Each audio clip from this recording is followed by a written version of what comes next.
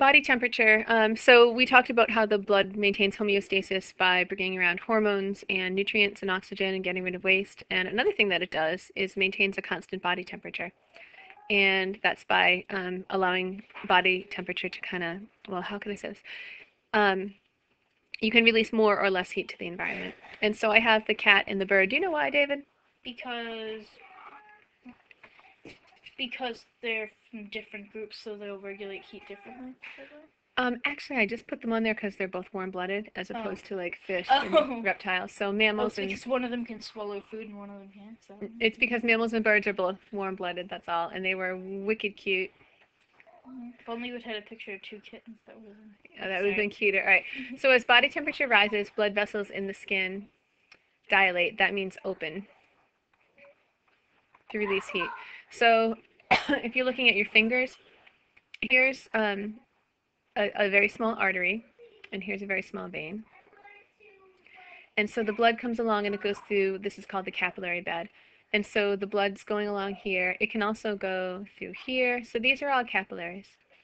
And right now everything's open, and so the blood is just going through. So on a warm day, or if you're nice and warm, your blood can go to the body surface and you'll release heat that way. As body temperature decreases, blood vessels, now this isn't everywhere. Make a note that this is just in the fingers and toes, or the extremities. So blood vessels. So this doesn't happen in the heart? No. I'm just joking. Yeah, no, that's exactly my point. Blood vessels in the fingers and the toes constrict, and that's to reduce blood flow to the skin and reduce heat loss. So here's some muscles, and here's some muscle, and here and here and here. So if those muscles contract, you're just sending blood right through without sending it as much through.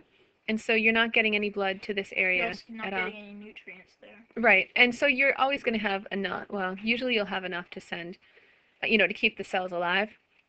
If it's really, really, really cold, though, Davey, can you live without your fingers? No. Hey, David, can you live without your heart? No. Can you live without your brain? No. Can you live without a finger? That depends. Do you mean literally, or do you mean... Yeah, like if I were outside and my fingers got frostbitten and they had to be cut off, can I still live? In a modern world. Okay. You want to know, can you actually survive? Yes, you can, but yeah, sure you can. Not really in the modern world, because you use your fingers, like, for everything. But you would take care of me, right, David? Yeah, but yeah. I mean, still use your fingers for everything. Never mind. Okay, so anyway, what your body's doing is making sure that you're keeping the warmth in the inside of your body, in the core of your body. So this is you. But it would be really hard to type without a finger, is all I'm saying. It sure would.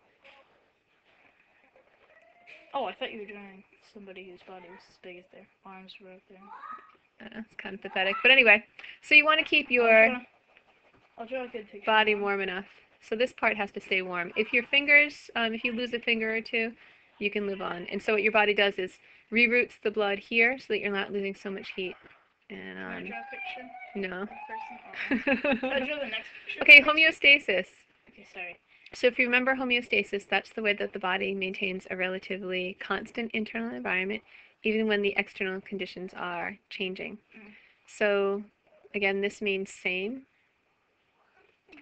And all organ systems play a role in maintaining homeostasis. So the cardiovascular system is just one example. So for example, if you get too hot, you're going to sweat. Another thing that your body is going to do is send more blood to the surface.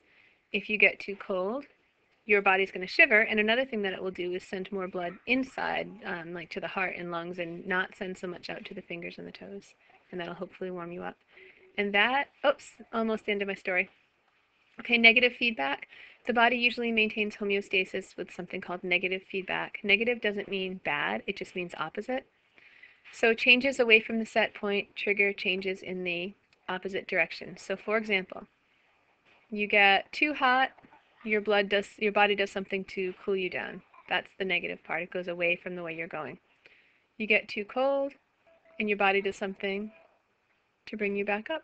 Unless, of course, you're freezing out in a wasteland, then you're probably going to And then you die. That would be very sad. So regulation of body temperature is one example, and glucose regulation is another. And that is the end of my story. Okay, David, say goodbye. Bye.